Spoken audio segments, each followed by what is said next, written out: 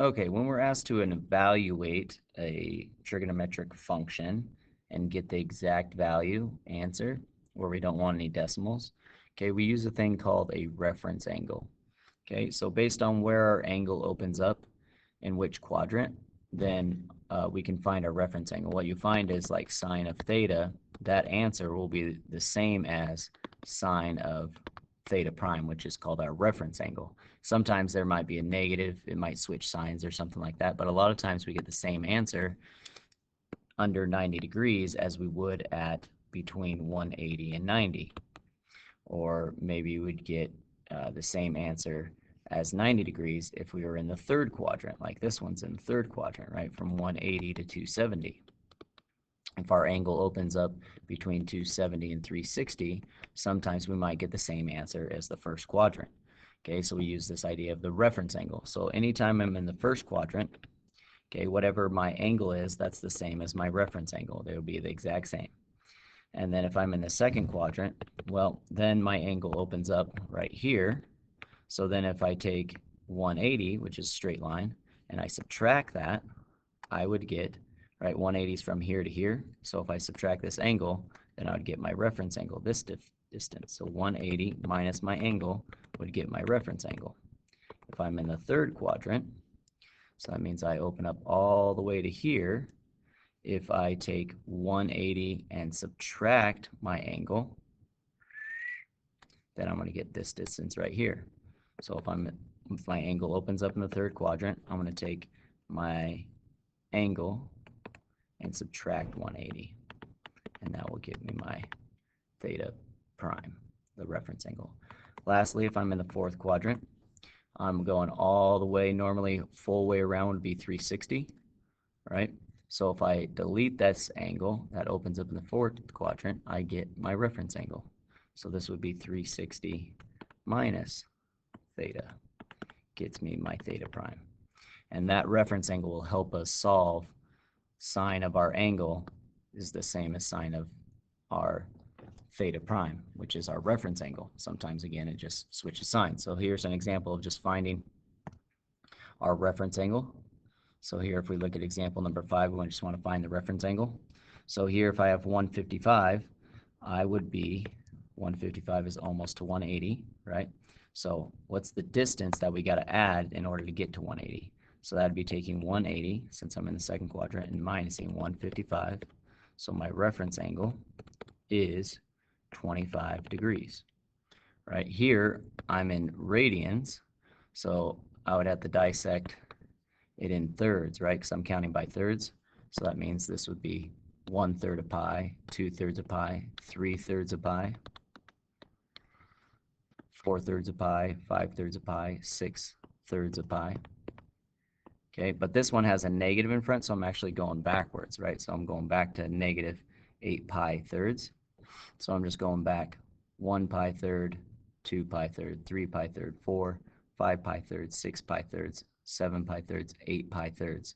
So really, our angle is about right here at this one.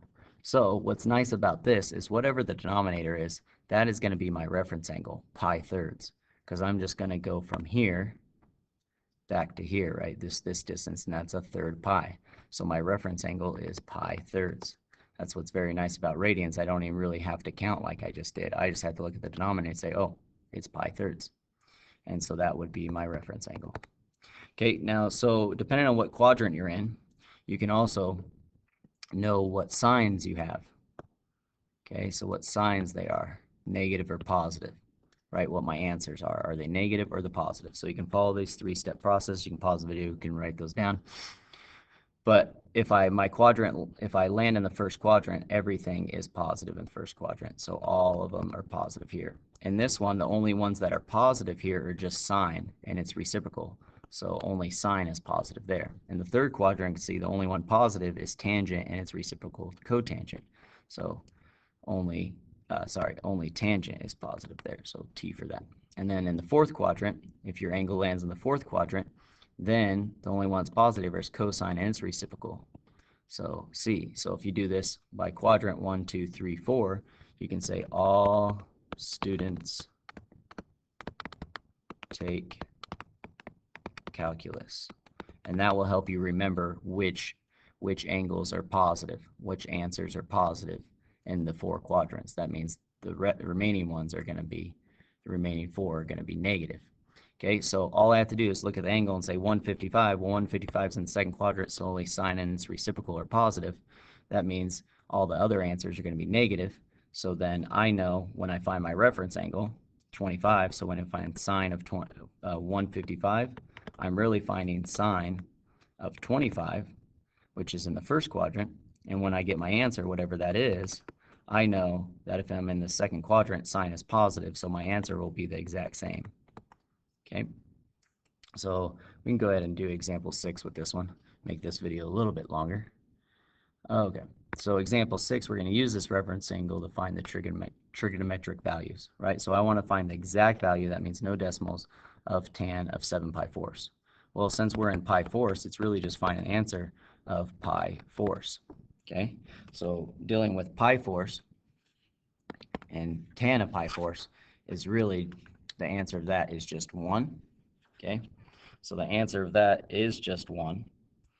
And so then, I mean, I can put that in a calculator and it'll give it to me. And I'll show you later how to kind of do these problems. But the answer is 1.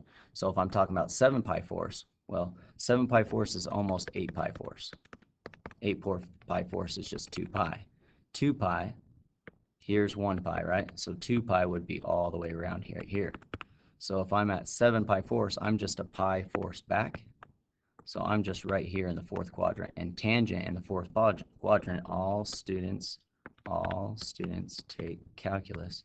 Well, only cosine and its reciprocal are positive down here, so that means tangent would be negative. So our answer would be -1 for 7 pi fourths. Okay, so that's how you use the reference angle. You find your answer of the reference angle, and then you look at the all students take calculus to see if my answer is positive or negative.